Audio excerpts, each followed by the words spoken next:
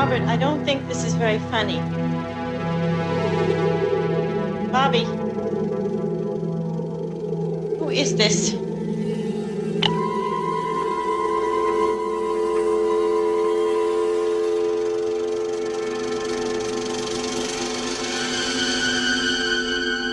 As you watch the screen, your heart begins to beat faster. There's a fluttering in the pit of your stomach. Your throat is dry.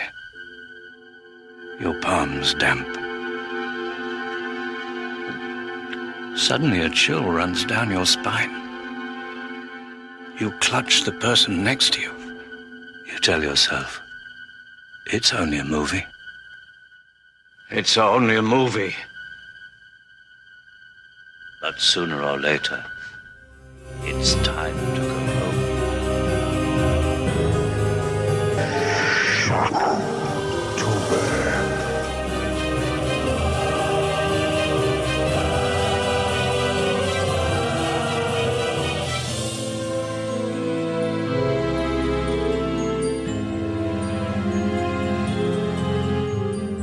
Welcome to Film Strip. I'm Jay.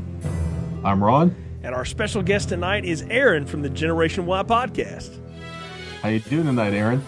Good evening, gentlemen. We're glad to have you here. Aaron, tell folks a little bit about yourself and the Generation Y. Well, let's see. I would describe myself as a horror fan, although I don't like most horror films or books, but the ones I do love, I like better than anything else. And I've been podcasting since 2012, and I don't see any end to it. It has consumed my life. That is outstanding. I can understand the feeling. So I recorded another show earlier tonight for something else, at least a different one, and working on this one with you guys. So I completely understand.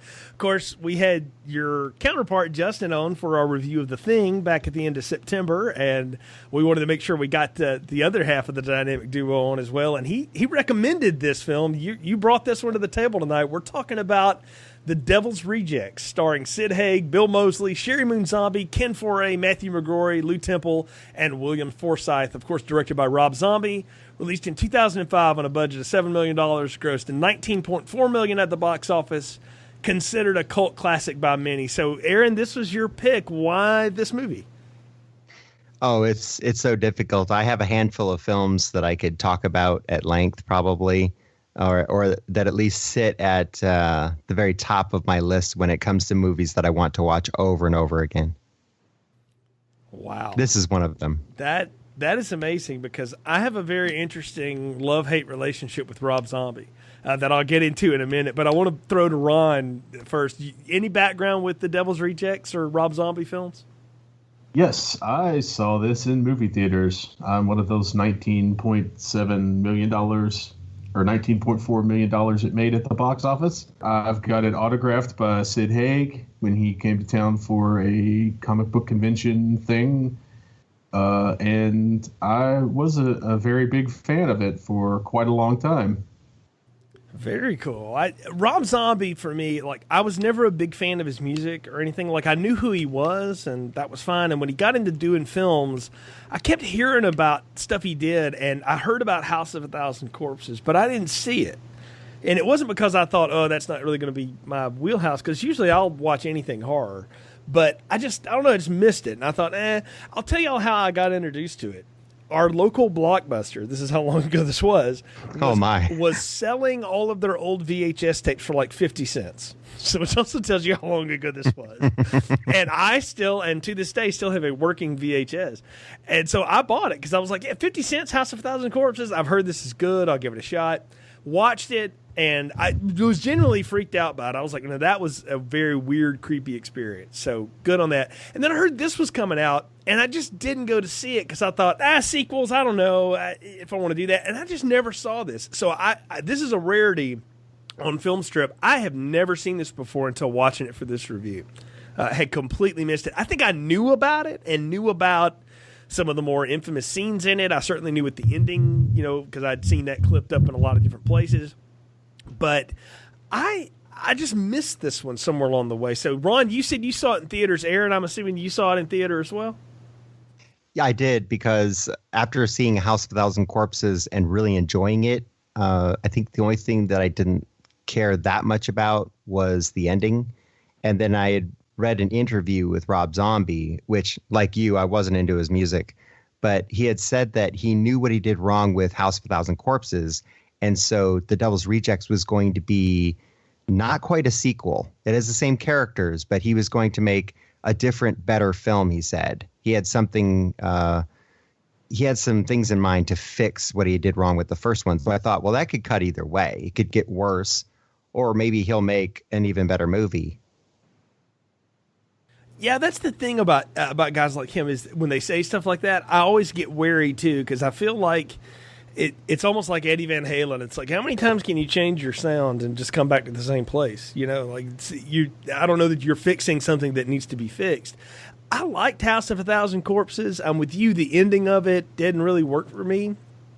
But I had written that up to the point that I'm like, well, I think that's the point. I think he just wanted to do something and then not really have a conclusion to it because it leaves it creepier for you. You know, Zombie is an interesting guy because you'd think, you know, yeah, he's this huge horror buff, and in some ways he is, but he likes stuff like Sam Peckinpah and, you know, the Wild Bunch and all that kind of stuff as much as he likes something like Texas Chainsaw Massacre.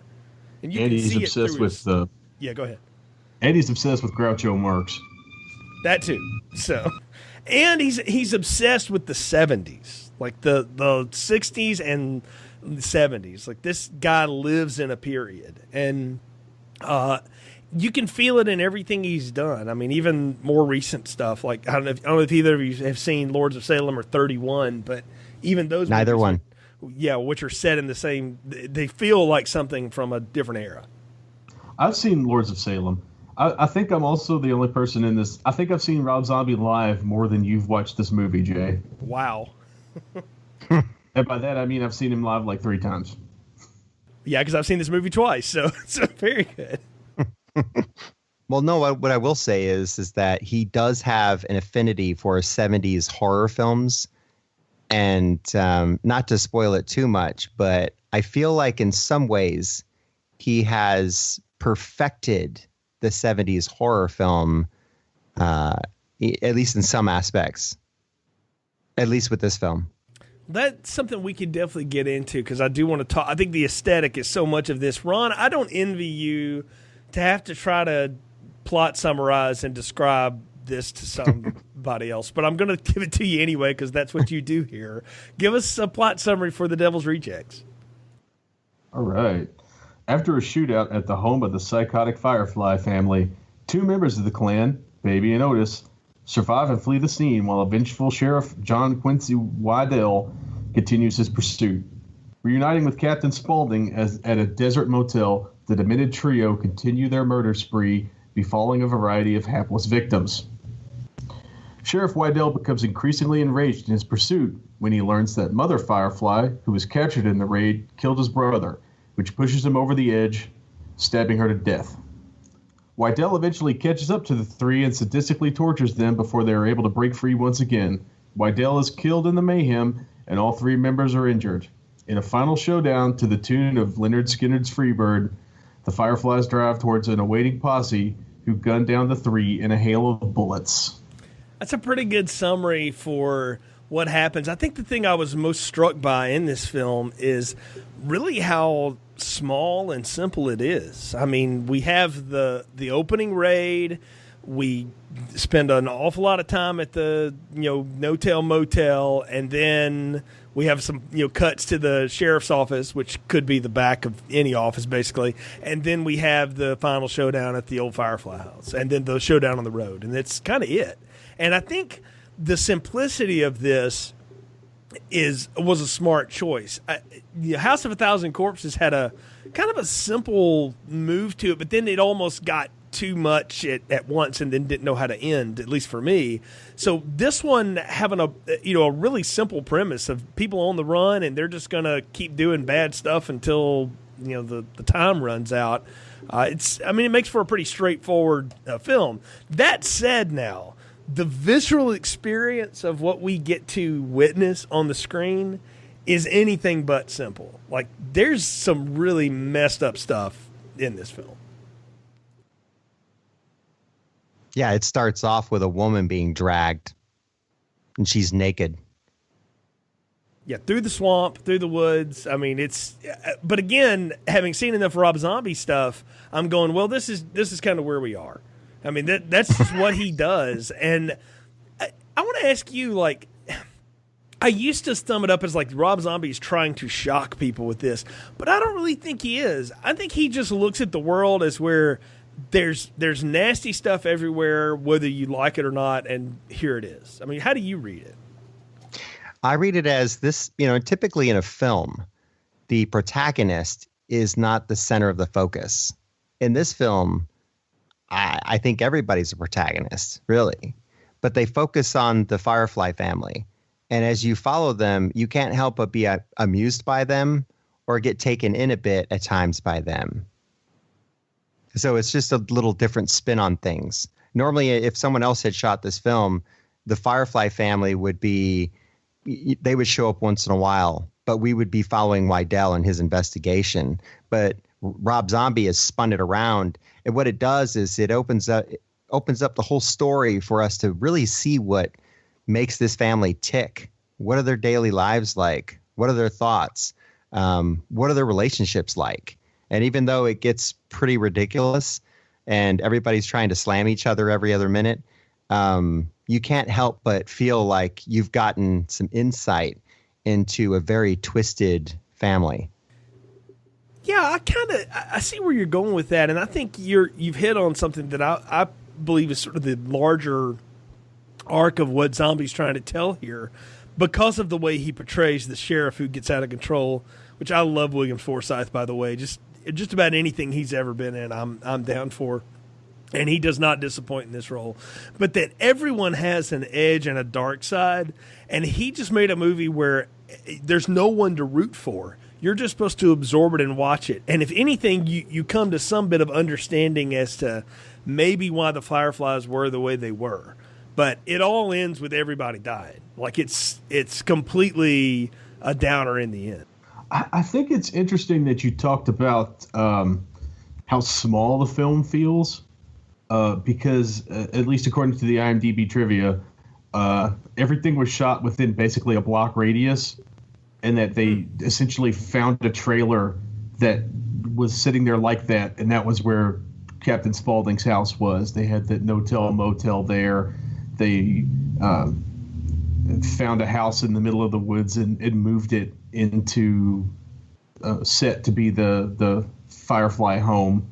In a lot of ways, this movie made me think of an extremely less glamorous version of like Bonnie and Clyde, because it puts us in the position of having to identify, I guess, with the bad guys more so, at least what would be the traditional bad guys, more than your average movie.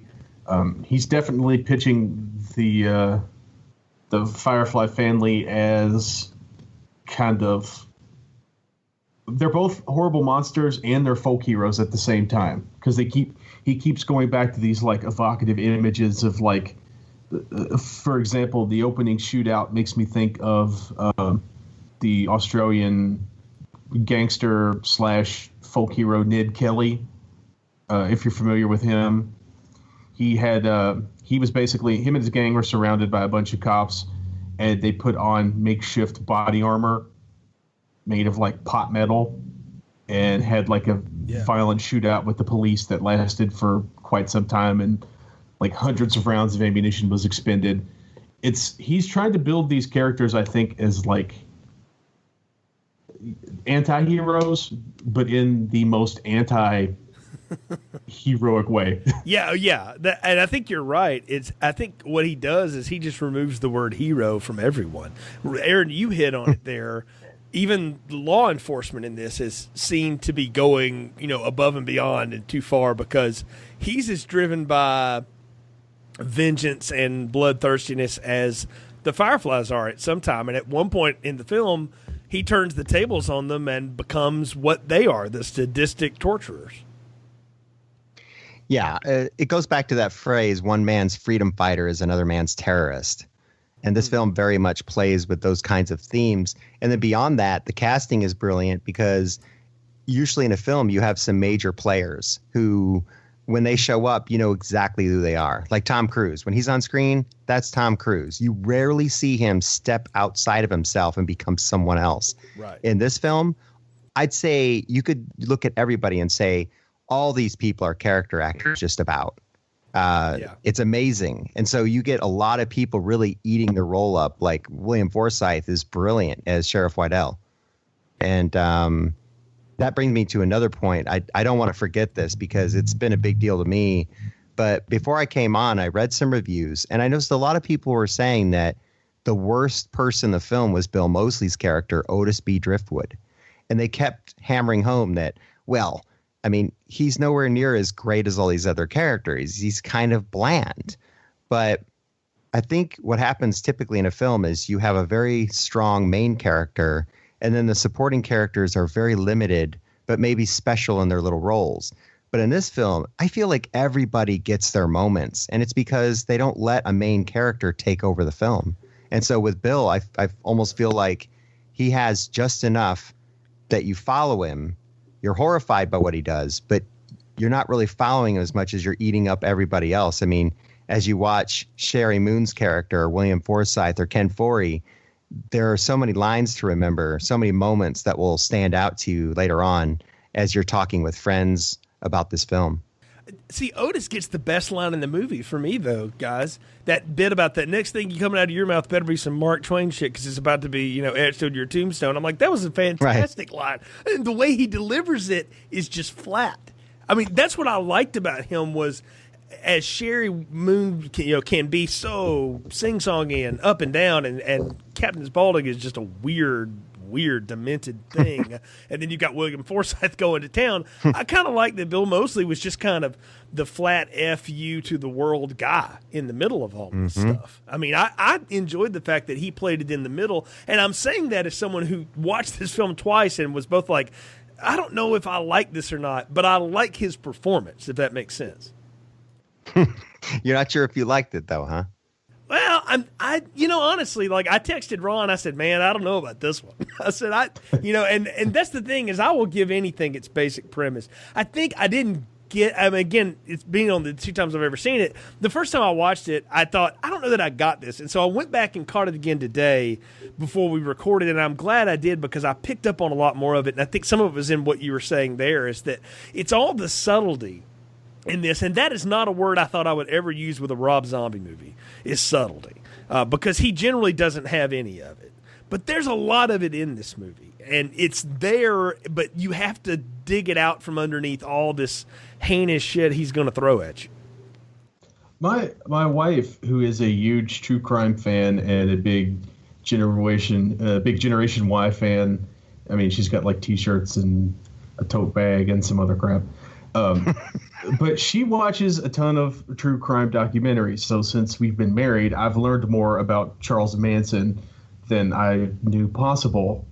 And to me, especially now, because this is the first time I've watched it since, my wife went on her most recent Manson binge, I get a lot of Charles Manson in what Bill Moseley's doing as Otis. And it's not just that he cribs the line, I'm the devil and I'm here to do the devil's work from The Family, but a lot of it in the way that he is, a lot of it's in his body language, I think. Like, if you watch Otis and then you watch, like, the Charles Manson prison interviews, you can see Bill Moseley aping a lot of that, either consciously or unconsciously aping a lot of, like, Charlie Manson's physicality. And it's a lot scarier on somebody who's, like, 6 feet tall, like Bill Moseley is, than it is on somebody who's, like, 5'3" Charlie Manson. Right. But it's very... It very much he's the one who seems the most tied back into his character in the first movie in House of a Thousand Corpses as the kind of apocalyptic street preacher, charismatic type. I see what you're saying there, though. I don't know how much different Baby is in this movie than she was in House of a Thousand Corpses. She was the muse that suckered you in, and that's kind of what she does here when they meet up with the band at the hotel. I mean, that's still the role she's playing. Yeah, but I mean, one of these two is a great character actor, and the other is the director's wife. Well, you called it out, so she's not awful in everything he's put her in. I'll say that. No, she's not. Yeah. She's not terrible in this, but like I think I agree with the consensus that I'm really digging on what Bill Moseley is doing. Yeah, more so than the others. Yeah, it does sound like we've all kind of appreciated what Otis is doing, and we've talked about Sherry Moon, but I do want to talk about Sid Haig's Captain Spaulding, because that is one twisted performance. I mean, it's genuinely unnerving to watch him in everything he does on the screen, from the way he looks to the way he talks to the way he carries himself, and when he like says stuff that's genuinely horrific, like "you better kill me dead" and all this kind of stuff that he lays out. Like, I genuinely am enthralled by the performance and scared by it. Like, I'm not scared by the movie as much as I'm like, that sounds like something a real life psychopath would say and do. Having watched and read a lot of true crime too, and I'm like, this guy is really twisted. Yeah, and that's the subtlety of his character. And a lot of people, since he seems to be the main guy in the family, a lot of people wanted him to be bigger. But again, I think if they had made him bigger and not so subtle, I'm not sure this balance would work. They're balancing a lot of character actors here. There are a lot of people that make appearances in this film. And because of the way he is, I think it allows everyone to have their moments. And then he still has his, like you said, when he pretends like God might be striking him down, and then he pulls his hair away from his face and says he's there to do the devil's work. Yeah, he's definitely the one you have to be worried about the most. For me, the thing about Sid Haig, at least, is that he's a huge dude by Hollywood standards. When I met him, I'm 6'1", and he was 3 or 4 inches taller than me. He is broad as all get out. And the thing that struck me most about everything Sid Haig is doing is how much he shows those messed up teeth that he's got in for this movie. And his real teeth do not look like that, thank goodness, because I would have pissed myself having met him.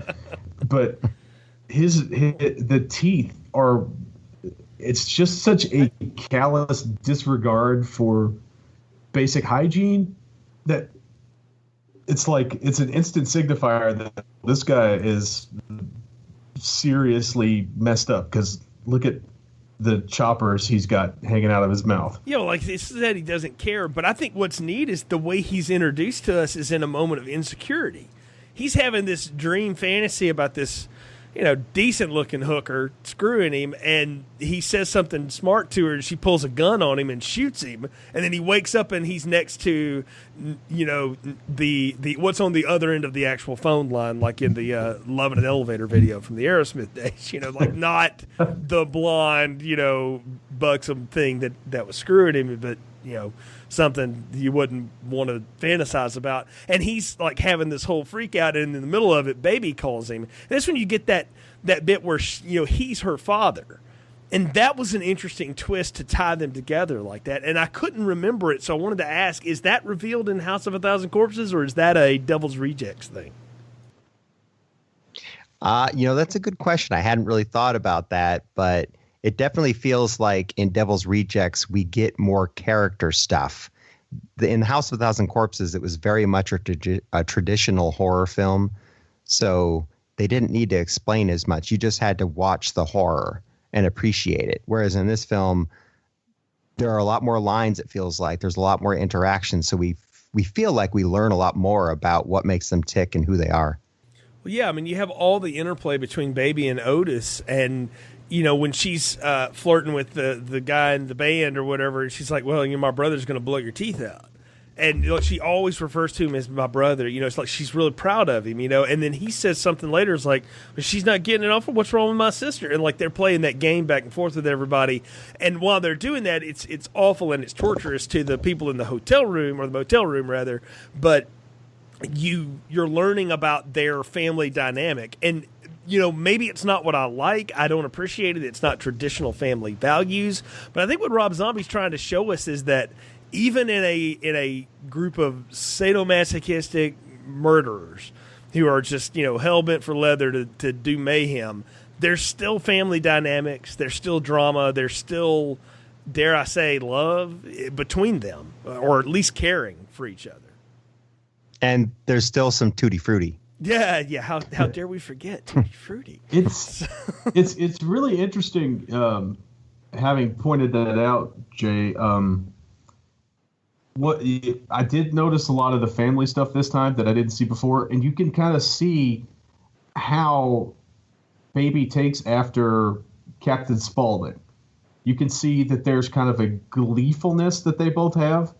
Like, for example, when Captain Spaulding is when he's carjacking PJ Souls and he's threatening that kid, the little kid in the car, you can tell that he's having a good time, kind of like how Baby is enjoying like tormenting the people on the bed. And it kind of counterbalances Otis, who is a bit more like Mother Firefly, in that Captain Spaulding and Baby seem like they're enjoying it more. And Otis and Mother Firefly, it seems to be more of it seems to be less just for fun, and it seems to have more of a like a specific intent behind it. Maybe I'm just reading too much into it, but like I saw some parallels with Mother Firefly, like in the interrogation room, and with Otis when he takes Lou Temple and Jeffrey Lewis out to the desert. That I hadn't thought about connecting those two, but that's a good point. And because I when he's walking them out to the desert, and he's like, well, we're just going to go get some guns I buried out here. And then they're like, and then are you going to kill us or whatever? He's like, well, I ain't got to talk about it like that. It's so final, but I mean, that's going to be it.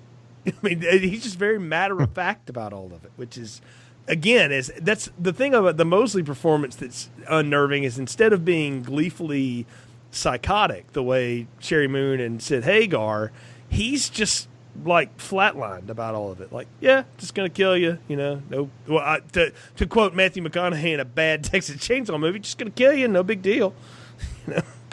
Well, and that's the horror of it, I think, is they realize they're going to die, and their first thought is, but we matter. We can't just die like this. This is not right. And for him, he's just like, what's not right? I'm going to kill you, and then I'm going to go back to where your wives are. Right. He doesn't care. Yeah. But for them, this is the end, and they want to care. And he even asked the guy, he said, pray to your God. And he can't come up with anything, probably because he wasn't a spiritual or a religious person to begin with. Right. And so he doesn't even know how to start. And now he starts mocking him. Mm-hmm. But see, that's the thing, is I think he enjoys pointing, or Otis enjoys pointing out the hypocrisy in people. It's almost a little bit like the way Heath Ledger played the Joker in The Dark Knight and some other stuff. It's just like, you have all this rules and you think it matters, and it really doesn't. And you know what? When push comes to shove, in fact, when I put a gun in your face, you have no idea what to even do. And I'm doing exactly what I told you I was going to do. I'm going to kill you. I'm going to get these guns. I'm going to go rape your wife, and then I'm going to leave. And that's all horrible and heinous, but it's also it's the most honest thing in the film. And that's what's so weird about this and watching it, is that you see the most honest people are the Fireflies. Like, Sheriff Waddell is an amazing contrast in, like, we want him to be the lawman that goes and, takes things into his own hands, but you realize very quickly that he's gone way above and beyond the call of duty, because this is personal for him. And because of that, it taints anything he's doing. Like, there's no righteous judgment in what he's doing. Yeah, there's a movie that's like that, where that's the whole movie, and it's called I Saw the Devil. Have you heard of it? I've seen that, actually, yes.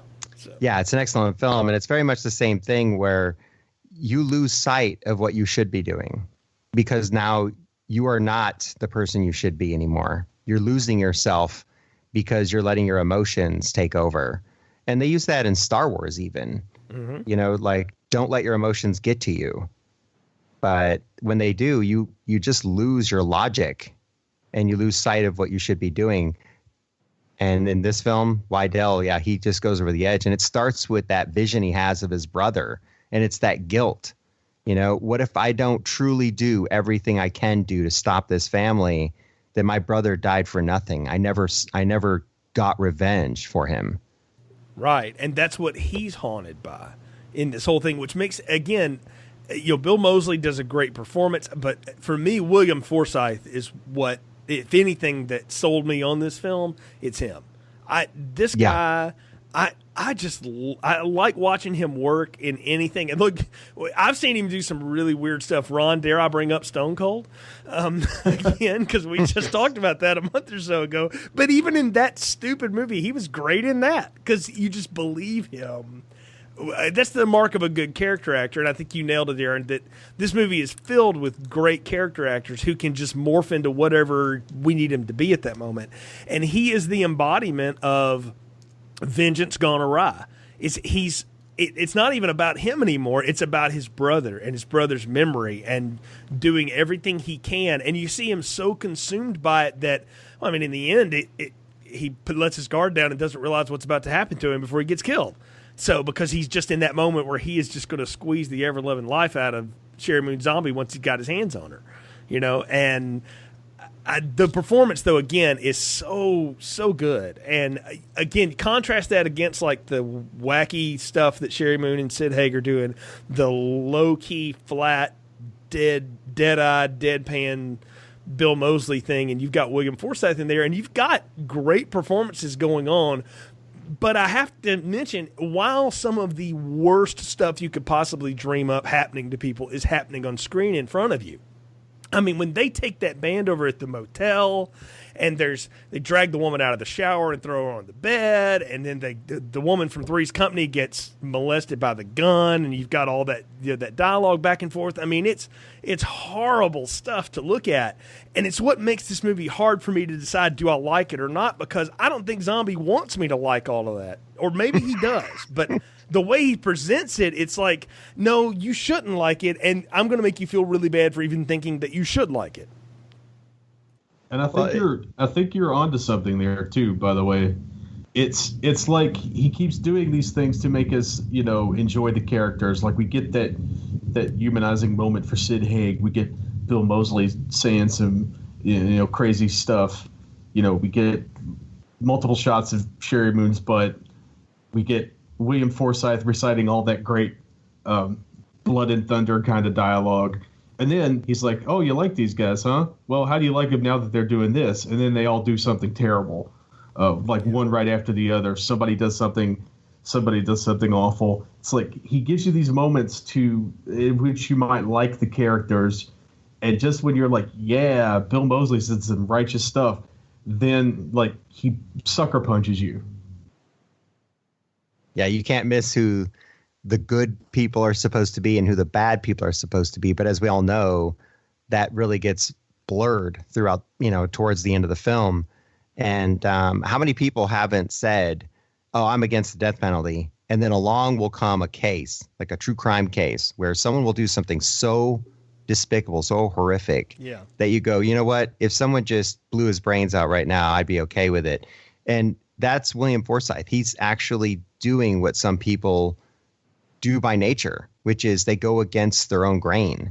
So there he is. He's saying, let's do what the good Lord made us to do. But, towards the end of the film, he's not doing what the good Lord would have made him to do, at least by that definition, right? No, not at all. Again, I think that's why, if we want to, I'm going to lay Shakespeare on a zombie film, but here I go.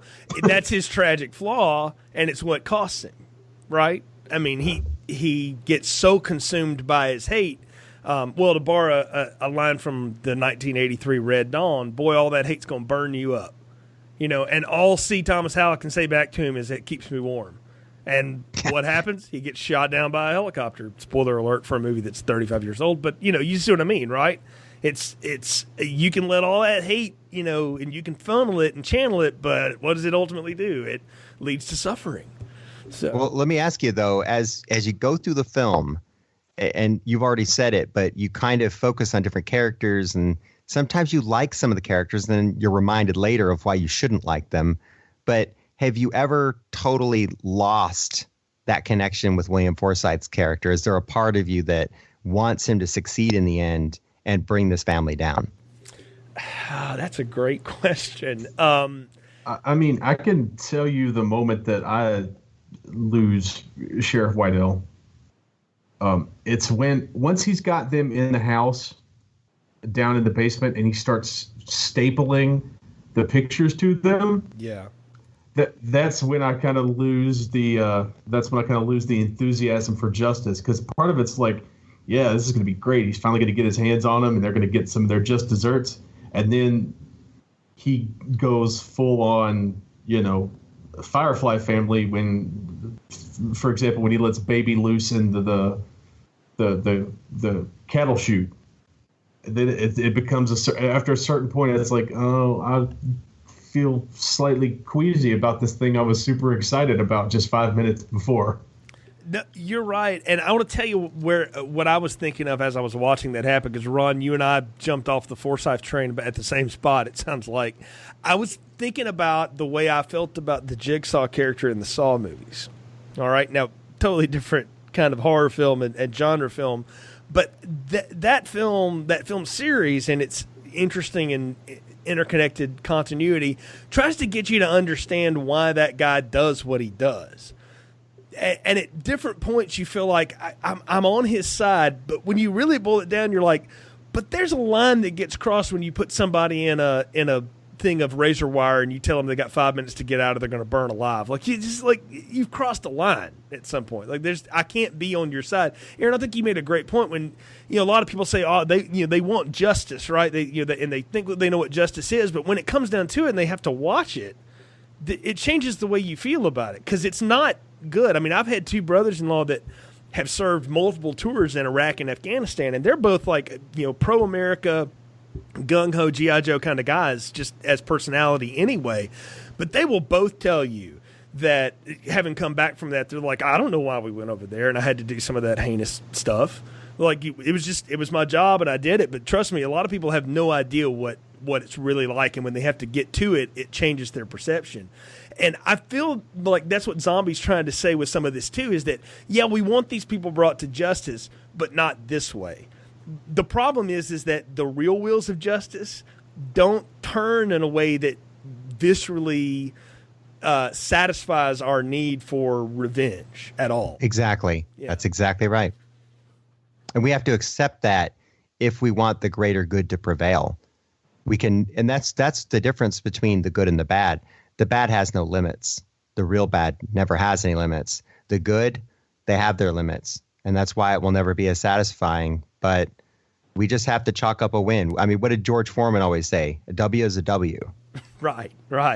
You know what I would have wanted out of the Forsyth character? Like, what would have brought me back ultimately is while he's strangling Sherry Moon before Tiny comes up behind him and twists his head off Pumpkinhead style, basically, if he had a moment where he was like, wait a minute, and he just stopped, and he stood up, and he just kind of is catching his breath, and then, boom, he gets caught in that. Like, that would have been the circle back into now we can grab hold of this guy because the good has prevailed. It's Luke chopping Vader down and then dropping the lightsaber and going, nope, I'm done.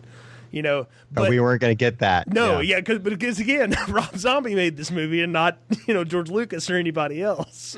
Because that's not where he's going to end it.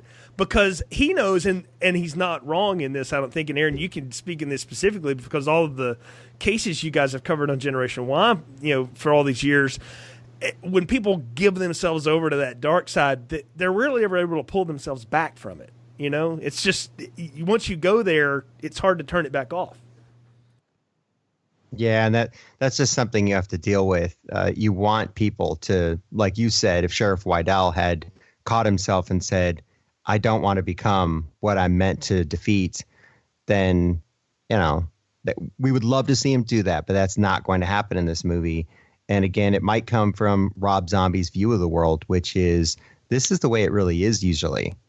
We'd like for it to be some ideal, but it just isn't. And that's why this film, for all its zaniness and all of its fantastical situations, there's still a realness to it that it lasts throughout the movie. It just feels right. Like it feels this is how it is. I do find it interesting to jump to the end for a minute that the heroes of justice, if you will, at the end, the cops that do gun them all down at the end, we don't really know much about any of them. That's right. They just do their job, which is they set up the roadblock. Here comes people pointing guns at them. They do what cops do. You know. That's right. Doesn't that feel real to you? Yes, it very much does. I mean, that's an excellent point. It wasn't some hero. It wasn't Dirty Harry that stopped them. Yeah, it would be like Dirty Harry's second underling that shot Scorpio or something like that. So that would be a good way of looking at it. So, of course, imagine how anticlimactic that would have been. Ron, we reviewed that back in the day. Yeah, we sure did.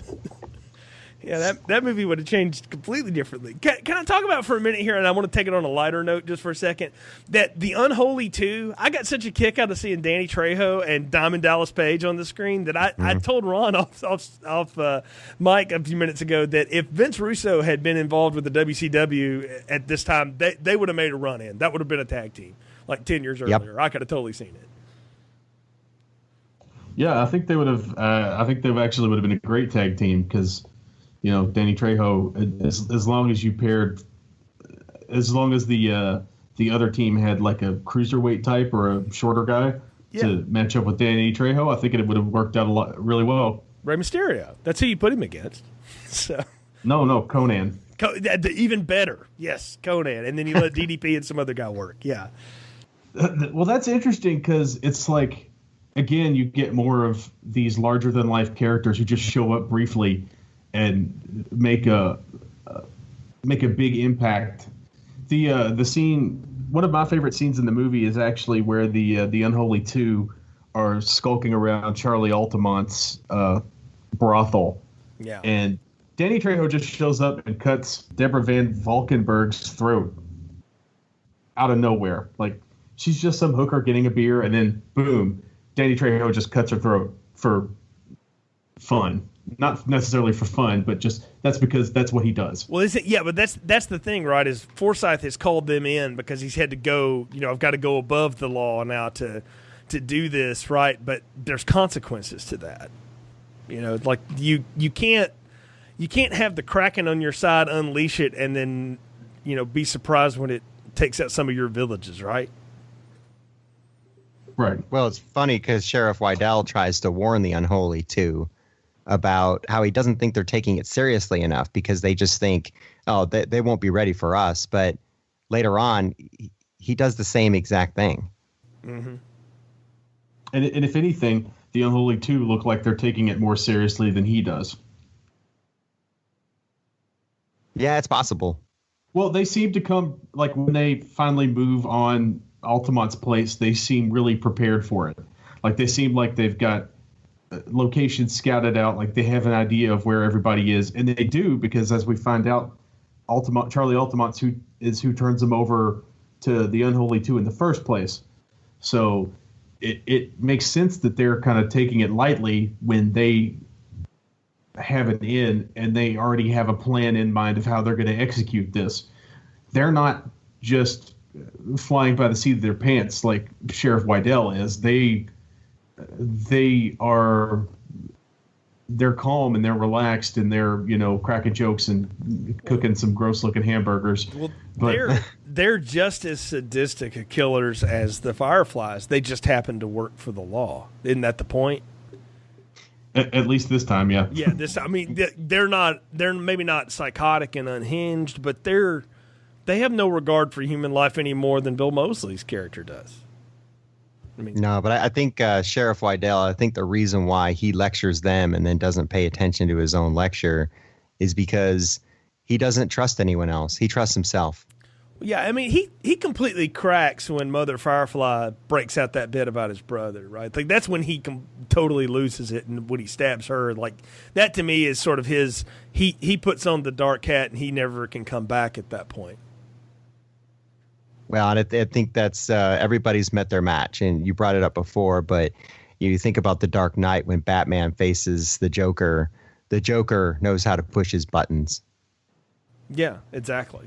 So when he makes him choose between Rachel and Dent, and then tricks him in the change of it, anyway, breaks him from that. So, and that's the game, because they don't play by the rules. Even if they've even laid down rules, it doesn't matter. Right. That's the thing though about this movie too, is that we're just kind of thrown into it. I mean, you have to sort of pick it up as you go along to figure out what rules are we playing, where we get. I think most of it comes from Forsyth's, fire and brimstone talk, and that we know is tainted because he's obviously out for revenge. He's out for blood. He's too close to this. Yes. So, which is, again, there's a reason why, and I know you've discovered this, Aaron, in all your years of researching crime and things. There's a reason why, if you have personal connections to things, they rarely let you stay on it. Like this, because this is what will happen. Like, people know this. Yeah, it'd be easy for them to just plant a gun or get some fake testimony, something. They're going to get the victory. They're going to get the revenge. Whereas someone who can be more objective will hopefully follow the rules, follow the letter of the law. Exactly. So, I do want to talk just briefly about the character of Charlie Altamont and Ken Foree in particular.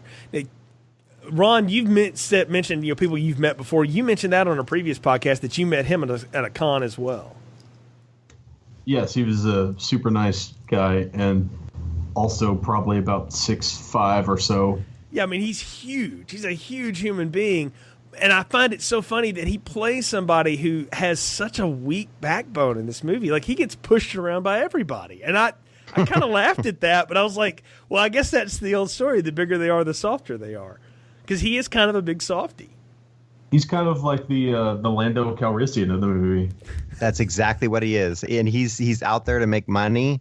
And if he has to screw over his family because he has a gun to his head and money being shoved into his pocket, then, hey, all's fair. Well, I never thought Lando, and you guys just planted that for me, and I'm just sitting here going like, if Lando dropped more MFers, yes, I can see it. So, like, but you're right. If Lando and Lobot went to pick up some chickens. Oh, you had to bring that scene up. So. Rhode Island bread. Well, that's another thing about his it goes to his soft spot, because you really think he's going to have like Cleavon around if he's not secretly kind of a nice guy, or at least a soft touch. No, you're right. You're exactly right. But that's, again, he betrays them, and that's when all hell breaks loose. And I'm with you, Aaron. I wanted you to weigh in on that too, because Ron and I both have, and Ron really brought it up, but I agreed with him. That point when we both sort of jumped off of Waddell's train was when he started torturing the family back at the Firefly Mansion. What did you make of all of that? Yeah, it's kind of like you say, we're going to set this cake down in front of you, but don't eat it. Well, that cake's right there. He can't help himself. It's too tempting to destroy what he hates. And that's why he can't think clearly anymore. He's lost himself in the rage. But he also makes the classic Bond villain mistake, is that he takes too damn long telling people what he's going to do to them. I needed Scott Evil to jump out and go, let's just shoot him. We'll get a gun together and we'll shoot him. Righteous thunder, that's what he's bringing, and he can't wait to deliver it because he wants them to know exactly what's coming. But the thing is, do they care? That's the question I ask. I don't think Otis cares at all. Yeah, that's not the point. Sheriff Waddell, yeah, it's his stage time. He's going to take it. He's not letting that moment pass. That really is kind of an interesting statement. I don't think it's weird, because when you watch the family members get tortured, like, they don't seem to care that they're the ones getting tortured. But it's when, for example, he's stapling the picture to Baby, that's when, the other two, Spaulding and Otis, start screaming and freaking out. And it's interesting to see them essentially offer themselves to Waddell as like a sacrifice to his anger, in an attempt to spare the others. It's a weird, like, humanizing point. Like when Spaulding and Baby are like going back and forth about who did what to who. It's just one of those. It's just one of those weird things that kind of ties back into the family dynamic, and it's another one of those, well, maybe they're not so bad after all, because at least they love each other kind of moments. That's just family loyalty. And I don't think we can read beyond that. I don't think you can say that they're good people at all just because they stop for Tutti Frutti and that they'd be willing to sacrifice themselves for one another. It's family loyalty. And that's the difference between their characters and Charles Altamont. Charlie just, he's going to turn tail and run, and he's going to screw them over because it'll save his own skin. Whereas, Captain Spaulding and Otis and Baby, they're not going to turn on each other. They'll go down. But Charlie does come back to try to make it right at the end and gets an axe to his neck for his troubles. Yeah, and that's funny you bring that up because you said it's too bad that Sheriff Wydell couldn't have had a moment where he comes back around and he saves himself. And yet we get Charlie Altamont doing just that. Yeah, can I tell you, though, I didn't want that for his character because I kind of bought into the fact that he was just in it for the money anyway. And, well, like you guys have said, he's the Lando, and I hadn't put that together, but that's great. He shouldn't have come back. He should have just bailed. But Lando had a gun to him, too, to his whole organization. So he had to do what he had to do in the moment. Yeah. And that's why this is a perfect comparison to Lando, because Charlie Altamont's in the same position. Well, yeah, it's pray I don't alter the deal any further, right? And then he gets an axe to his neck, and that alters the deal. So, well, he was already trying to alter the deal. Yeah, this is true. Yeah. So I do think, though, that you've hit on something about the way that they know they're going to go down together, and they're going to go down in flames. They're driving through the next morning, and Mosley sees that barricade up ahead, and what does he do? He wakes the other two up, hands them a gun, and says, let's do it. I mean, they know, like, they're dead, and so might as well go out in a blaze of glory, right?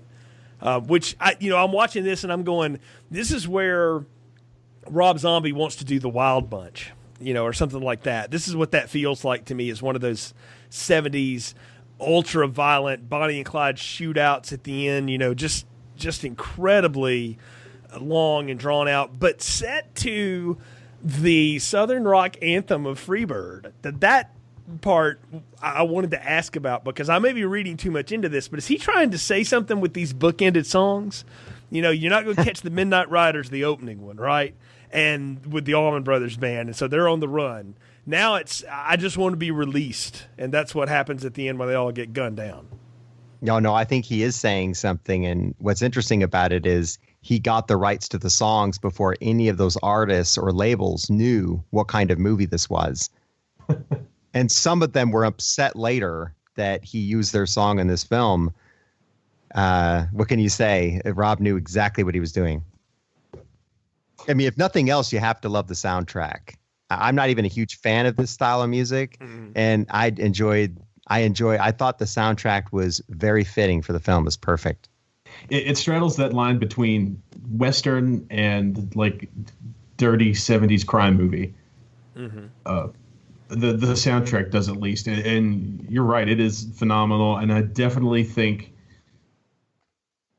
Zombie, for all his faults as a filmmaker, and he's got some, he does a really good job in this movie with like fitting the soundtrack to the mood he's trying to convey. I'll tell you guys now, having seen the number of his films I've seen, I haven't seen all of them, but I've seen the bulk of them. I think the only one I haven't seen is El Super Bisto or whatever. I didn't see the animated thing, but everything else I've seen. I've seen that. Yeah, this use of music is his best balance of putting a popular song in to match what emotion he's trying to wring out of the screen and what's happening in front of you. And I really think those two bookends are big, because, I mean, you're talking about two Southern rock anthems in Midnight Rider and Freebird, all right? And as a guy who grew up in North Alabama and played in a lot of bands, nobody ever screamed play, Allman Brothers, but everybody wanted you to play freaking Freebird, And I hated that too, but I get why people like that. Midnight Rider is such a smart ass and subversive song. If you listen to the lyrics, it's pretty much like you ain't got no chance. and no matter what, just going to slip right through your fingers. And that's exactly what happens. And then this Freebird thing it's somebody who's weary and worn out and tired and just done.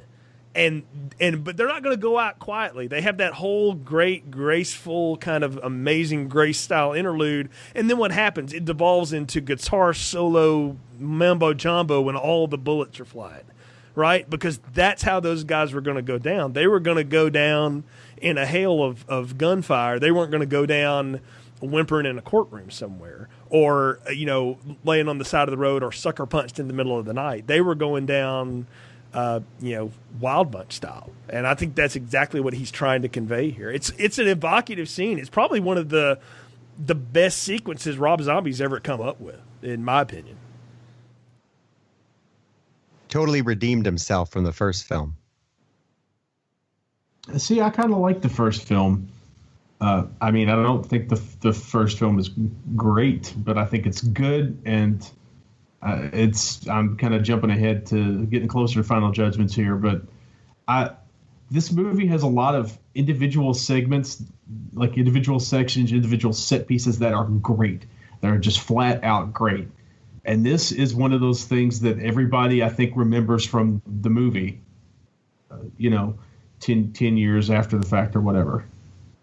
No, I think you're dead on, and it's a good segue to get into final thoughts and popcorn ratings. So, Ron, we'll start with you. What are yours for The Devil's Rejects? I'm going to go with a medium popcorn. I used to really enjoy this movie more, and having watched it again recently for the podcast, I didn't like it as much this time because the stuff that worked for me and that has worked for me are the shootout. The opening shootout is great. I think the scene with Sid Haig and PJ Souls is great. I think some of the terrorizing of Banjo and Sullivan, the Texas Chainsaw Massacre scene where when Wendy runs out into the street and gets run over by the truck, I still laugh like a maniac every time I see that. Everything with Otis in the desert and with Banjo and Sullivan, the two men are great. The ending shootout is pretty spectacular. The skulking around in Charlie's whorehouse is awesome. The little moments and the little montages and stuff like that, I really enjoy all that stuff. Like, I think he's got some of his best, most evocative montages in this flick that he's ever done or will ever do. But there's a lot of stuff that happens in between that I really don't like, and I like less now than when I saw it when it first came out. Sometimes it seems like things just go on, like the Tutti fucking Fruity goes on a little bit too long when Sherry Moon is like tormenting them with that Chinese-Japanese eye slant thing. That goes on too long. So it's a medium bordering on large. Some of the pieces I really love, and other things just kind of have started to grate on me. And it's, even though it's only like an hour and 47 minutes, it still feels like it's a little bit too long. And I'm going to blame that on that 70s pacing. All right, Aaron, your turn. Popcorn ratings for The Devil's Rejects. Oh, no, this would be a large popcorn for me because the stuff you're complaining about, I mean, I agree with all the stuff you like, but the stuff you're complaining about totally fits that 70s horror film aesthetic. And I think he's nailing it. Either that or it's by accident. But see, that 70s aesthetic is what allows him to get away with it, in my opinion, because it's a different style of filmmaking. And you might call it low budget, but it just works for him. And if he had made this film, like if it had been set in a different style, maybe like a modern style of film, we would look at this and say, man, the editing's horrible. There were some scenes that should have just been dropped. But because it's set in that style, that 70s style, it just works for me. And so I'm chewing it up throughout the whole movie, and I'm never bored. And oftentimes when people ask me, like, what is it about that movie that you really like, about any film? I'll say, well, how well does it execute what its intention was, and how entertained was I throughout the film? And this movie does it all for me. I'm entertained throughout the whole thing. I'm never bored. And I've watched it, I think, 5 times. I'm going to say this. Like I had texted Ron and admitted earlier, I watched this the first time and I was like, I don't know. I don't know if this is for me. Am I just being an old man? What is it I'm not getting about this? And I watched it a second time and I tried to put myself in what is Rob Zombie trying to say here? Because he's always trying to say something, and usually it's something very simple. Like if I'm out thinking it, I've missed the point. And I think we nailed it earlier. Is that he's trying to say that everybody can be really screwed up if the situation calls for it, and you just have to. And there's consequences to it, no matter who you are, and that everybody has the dark side. And watching this film with that in mind now, I can't say that like I love it or anything, but I can tell you it's very well done. And I'll say now it's Rob Zombie's best film. I don't think he's ever done one that was as good as this.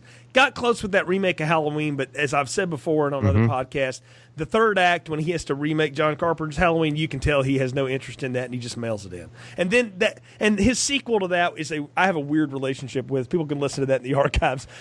That's a very weird film, but I couldn't tell anybody to watch that and say it was good. This movie is good, but it's very hard to watch. And there's going to be some of the audience that are listening to this talk about this and go, God, I can't believe you guys are giving this a pass. And it's not that I'm passing off on it as if it's okay, but what he does and the reasons those awful things are on the screen are just like we've talked about.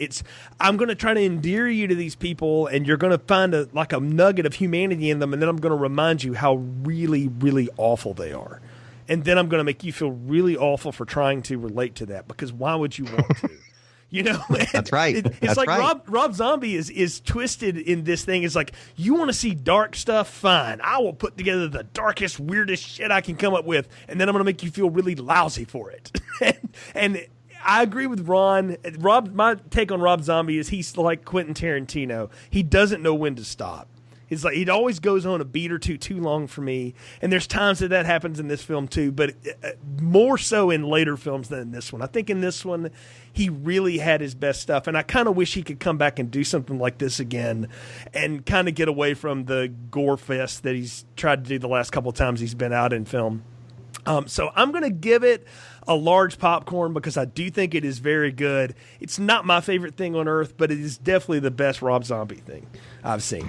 And maybe next to the Dragula video, that's going to be a second, but because I love that song. But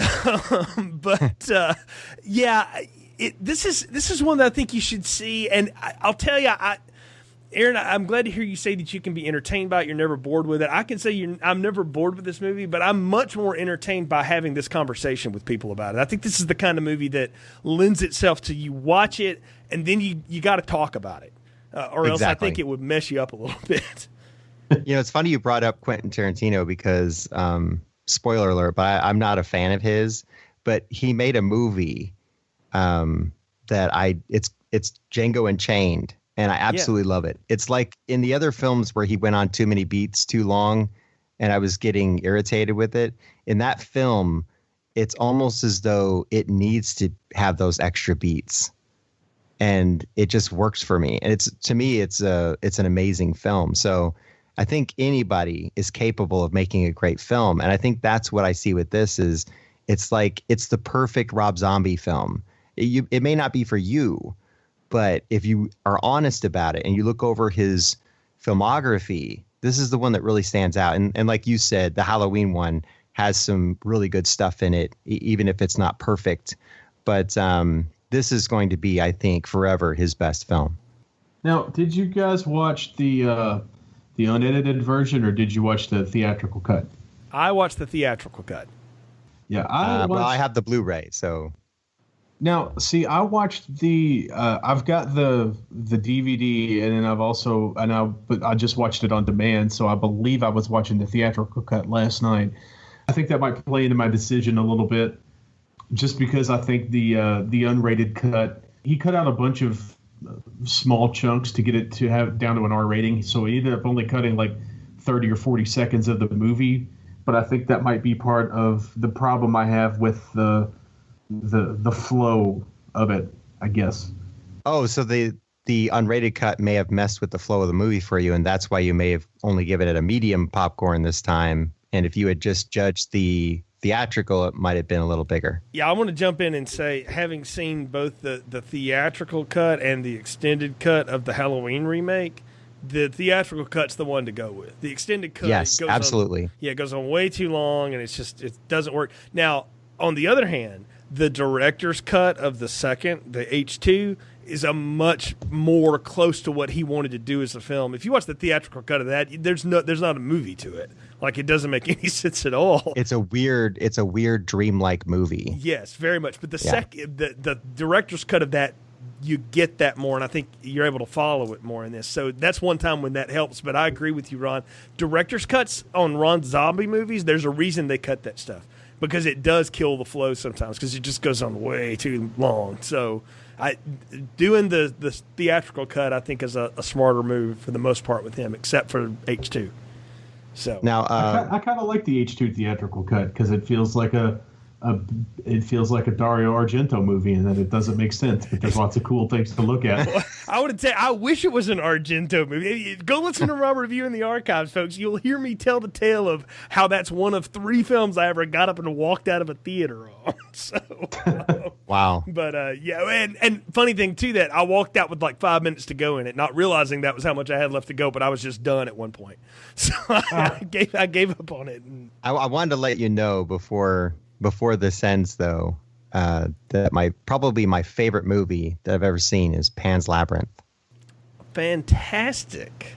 Interesting. That's a change of pace from this. So, well, I'm throwing it out now. Anytime you want to come back on and talk about that, I'm down, because I got thoughts. So we could do that. So, well, maybe sometime. Yes, yeah. It's I just bought it on the Criterion Blu-ray, so I'm hoping to watch that again soon.